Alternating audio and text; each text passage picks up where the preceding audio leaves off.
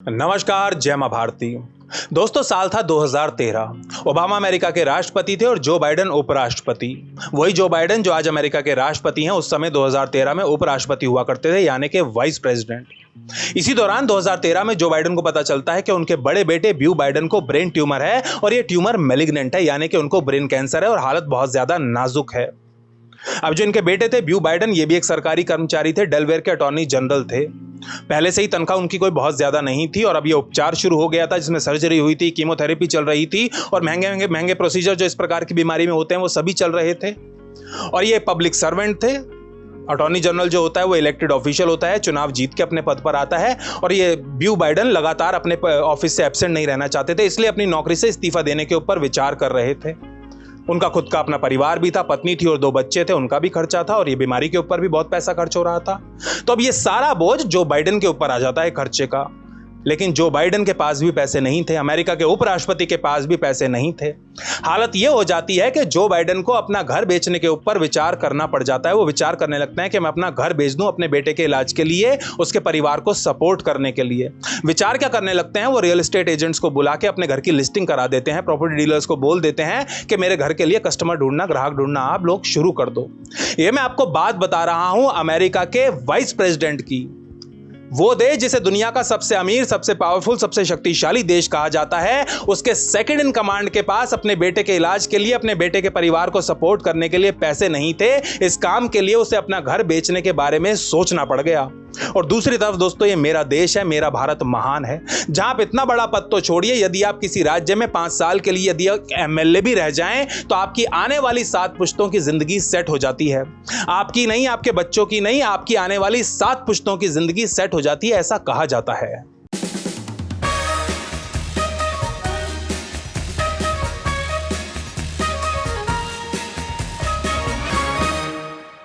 दोस्तों, एक ऐसे समय में जब हमारे देश को हॉस्पिटल बेड्स, ऑक्सीजन सिलेंडर्स और वैक्सीन जैसी चीजों के लिए पैसे की आवश्यकता है, और यह बात मैं नहीं कह रहा, यह कांग्रेस के सर्वेसर्वा राहुल गांधी जी कह रहे हैं। वो कह रहे हैं कि भाई इस समय में हमारे देश को, हमारी सरकार को इन चीजों के ऊपर पैसा खर्चा करना चाहिए, सेंट्रल विस्टा जैसे प्रोजेक्ट्स के ऊपर नहीं। ऐसे समय में जब हमारा देश एक बहुत ही भयंकर महामारी से ग्रस्त है, ऐसे समय में जब ऐसी चीजों के लिए पैसे की शॉर्टेज है और पैसे की आवश्यकता है, ऐसे समय में महाराष्ट्र और राजस्थान सरकार अपने एमएलएस के लिए आलीशान अपार्टमेंट बना रही हैं। इनको हॉस्टल का नाम देके आलीशान अपार्टमेंट, आलीशान फ्लैट बना रही हैं और इनके ऊपर 1000 करोड़ से ज्यादा रुपया खर्च कर रही हैं। तो दोस्तों, अपने एमएलएस के लिए हजारों करोड़ रुपए खर्च करके आलीशान हॉस्टल बनाने वालों में सबसे पहला नाम है महाराष्ट्र का। एक ऐसा राज्य जो इस महामारी से सबसे ज्यादा पीड़ित है, सबसे ज्यादा ग्रसित है। उस राज्य की सरकार ने अपने एमएलएस के हॉस्टल को रेनोवेट करने के लिए 900 करोड़ रुपया खर्चा करने का प्लान बनाया है। प्लान क्या बनाया है? यह रेनोवेशन शुरू हो चुकी है। ये रेनोवेशन क्या है? एमएलएस का महाराष्ट्र में पहले से एक हॉस्टल है और उसको और ज्यादा मॉडर्नाइज किया जा रहा है।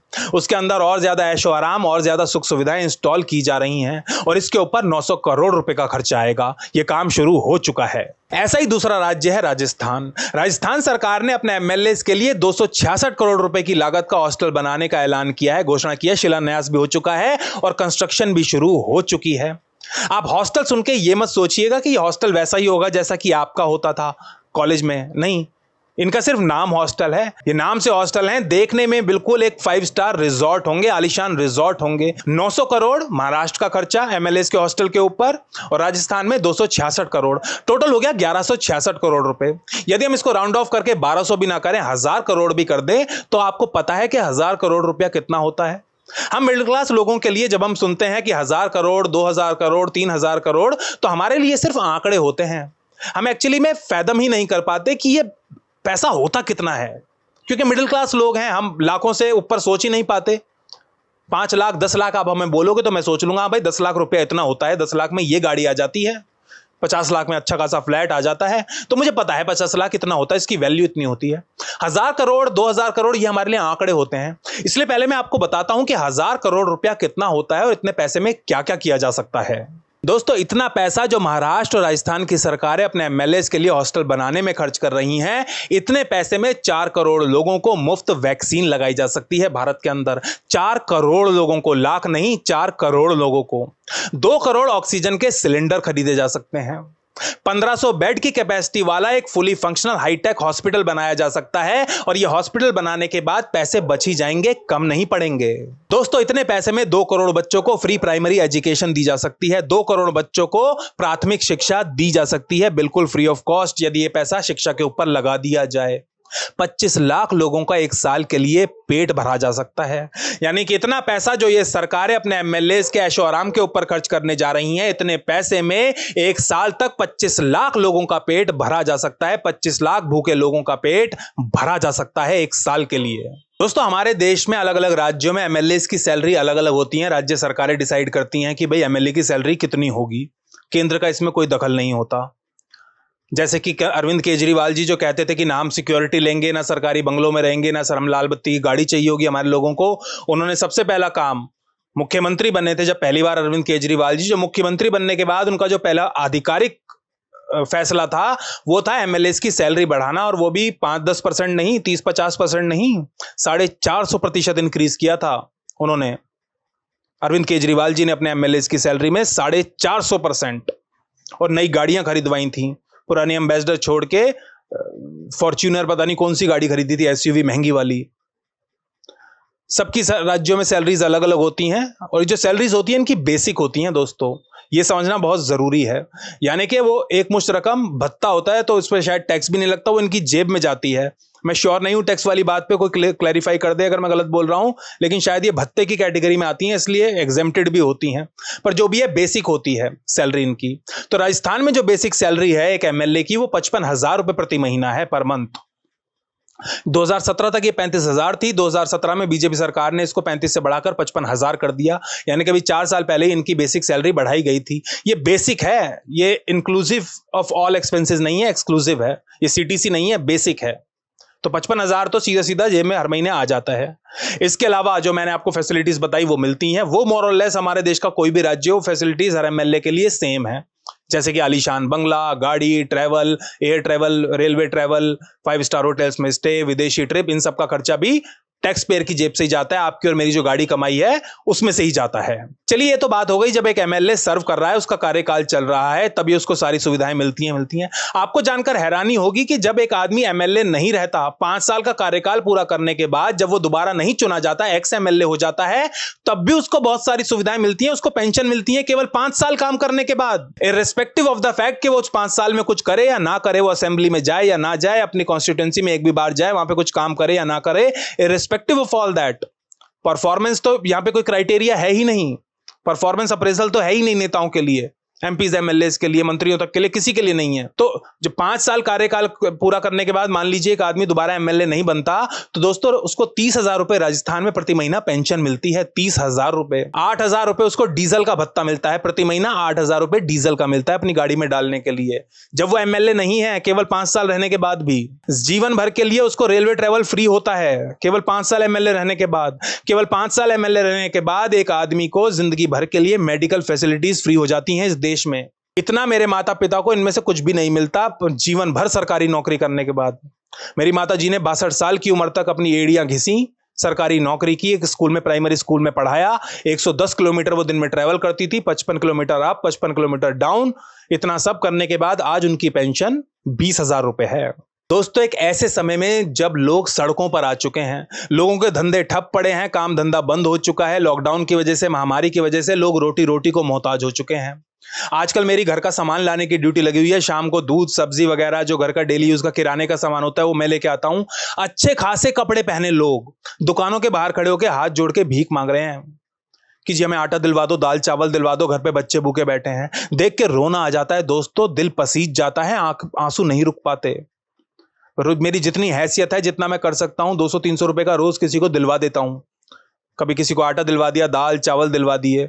अपनी बच्ची के जन्मदिन पे भी इसीलिए मैंने कहा कोई केक वेक नहीं कटेगा, कोई नहीं पार्टी होगी। आप क्या करते हो, आप पहले से ही जो खाते पीते घरों के लोग हैं उनको आप बच्चे हैं उनको बुलाते हो पहले से। जिन बच्चों को कम खाना चाहिए, जो बर्गर पिज्जा खा के पहले ही फूले हुए हैं, उनको आप घर में बुलाते हो और फिर ये चीजें खिलाते हो। मैंने कहा कोई ऐसी बकवास नहीं होगी, ना ही हमारे कल्चर के अनुसार है चीजें, ना होनी चाहिए। अग्निदेव को कौन फूंक मार के बुझाता है भाई। मैंने कहा, मैं किराने वाले के पास गया, मैंने कहा ये हैं 11,000 रुपए। मैंने कहा 11,000 रुपए के राशन पैक कर दे पैकेट्स में। आटा, दाल, चावल, अलग टाइप की दाल, और एक पैकेट 5 किलो चावल, 5 किलो आटा, 5 किलो दाल, ऐसे ऐसे बहुत सारे वो बना दे। मैंने उसे वो बनवाया और जाके हमने कोढ़ियों को बांटे, गरीबों को जिनके पास खाने को नहीं था जन्मदिन पे। आशीर्वाद तो मिलेगा कम से कम। इतना बुरा हाल है ना दोस्तों, सड़क पे जाके ये एमएलए कभी निकलते हैं सड़कों पे, देखते हैं हमारे नेता? क्योंकि अगर ये सड़कों पे निकलते, इनको लोगों की कंडीशन का पता होता, परिस्थितियों का, तो ये 1200 करोड़ रुपए अपने ऐशो आराम के ऊपर, हॉस्टल बनाने के ऊपर खर्च नहीं करते कभी भी। वैसे दोस्तों, अगर मेरे को कोई समझाए कि इन एमएलए हॉस्टल्स का ऑब्जेक्टिव क्या है, लॉजिक क्या है इनको बनाने के पीछे, यही ना कि भाई कभी एमएलए की कोई इवेंट हो, उनको एक साथ आना हो, एक राज्य के जो राजस्थान के 160 एमएलए हैं या महाराष्ट्र के जितने भी हैं, उनको एक साथ आना हो, कोई उनकी रिट्रीट हो, कोई इवेंट हो, कोई फंक्शन हो, उनको एक साथ आना है, यही है ना। 5 साल में इतना कितनी बार होता होगा? मुश्किल से 5 बार।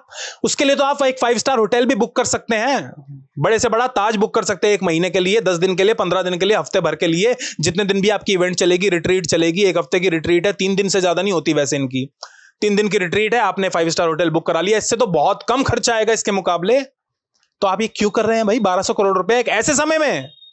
कोई लॉजिक तो हो, बात खर्चे की नहीं है, पर एक तो समय ऐसा है और उस समय में आप उन एमएलए के ऊपर 1200 करोड़ रुपया खर्च कर रहे हैं, बर्बाद कर रहे हैं, पैसे में फूंक रहे हैं 1200 करोड़ रुपया, जिन एमएलए की जिंदगी में पहले से ही इतनी सहूलियतें हैं, इतनी सुख सुविधाएं, इतना आलीशान भरी जिंदगी उनको मिली हुई है, पहले से ही बंगले हैं उनके पास, गाड़ियां हैं, हमारे पैसे से, उन्हीं को अब हमारी जेब से निकाल के 1200 करोड़ रुपए और दे रहे, और खर्च कर रहे हैं उनके ऊपर। क्यों भाई, क्या जरूरत है? 1200 करोड़ रुपए में गरीब लोगों को खाना दो, उनको वैक्सीन दो, ऑक्सीजन सिलेंडर दो, हॉस्पिटलों को बेड लगवा दो, नया हॉस्पिटल बनवा दो, कितने काम हो सकते हैं। क्या अंतर है तुम लोगों में और बॉलीवुड वालों में, जो मालदीव जाके अपनी फोटो चिपकाते हैं, हमको दिखाते हैं कि देखो तुम्हारी जिंदगी कैसी कीड़ों मकोड़ों वाली है, देखो हमारी जिंदगी और जलो भुनो, जो अपनी फोटोज हमारे मुंह पे तमाशे के रूप में दे दे के मारते हैं, मालदीव की अपनी छुट्टियों की, अपनी आलीशान जिंदगी दिखाते हैं हमारे ऊपर, हमारे मुंह पे थोपते हैं बेशर्म लोग। उनमें और इन लोगों में क्या अंतर है? कोई मुझे समझा दे। नहीं समझा पाएंगे ये लोग, क्योंकि कोई अंतर नहीं है दोस्तों। जिसके पास पावर है वो यही करता है और ये लोग यही कर रहे हैं। ये लोग हमारे मुंह पे तमाचा मार रहे हैं कि देखो तुम्हारे पास खाने को नहीं है, तुम इस महामारी में बर्बाद हो गए हो, सड़क पे आ गए हो, तुम्हारे घर में रोटी नहीं है, लेकिन हम 1200 करोड़ रुपए खर्च करके आलीशान हॉस्टल बनाएंगे। हमारे हॉस्टल में ऑडिटोरियम होगा, 1200 गाड़ियों की एक हाईली मॉडर्न पार्किंग फैसिलिटी होगी, हमारे में 3600 स्क्वायर मीटर का एक सेंट्रल लॉन होगा जिसमें म्यूजिकल फाउंटेन लगे होंगे। हम तो ये सब करेंगे और तुम भूखे मरो। ये हो रहा है दोस्तों। आपको क्या लगता है कि ये 1200 करोड़ रुपए का खर्चा होना चाहिए एमएलए के हॉस्टल के ऊपर या नहीं? मुझे कमेंट्स में बताइए। यदि आपको वीडियो पसंद आया तो इसे लाइक कीजिए, शेयर कीजिए, और यदि आप चैनल पर पहली बार आए हैं तो चैनल को सब्सक्राइब जरूर कीजिए। दूसरा कंटेंट भी देखिए, एस्पियोनाज स्टोरीज, मातृभूमि, इंडियाज ब्रेवेस्ट, जिसमें मैं इंडियन आर्मी की जो मॉडर्न गाथाएं हैं, शौर्य गाथाएं हैं, मॉडर्न हिस्ट्री की, वो बताता हूं 2000 के बाद की। उसको देखिए, पिछला एपिसोड मैंने बनाया था बड़ी मेहनत से, उसको देखिए। और आप किस टॉपिक पर चाहते हैं कि मैं आपके साथ ये पॉडकास्ट करूं, मैं जल्दी लाइव आना भी शुरू हो जाऊंगा, वो प्लीज मेल करके बताइए या कमेंट्स में बताइए, मैं आपके कमेंट्स पढ़ता हूं। तो जल्दी मिलेंगे एक और वीडियो के साथ। जय मां भारती, जय हिंद।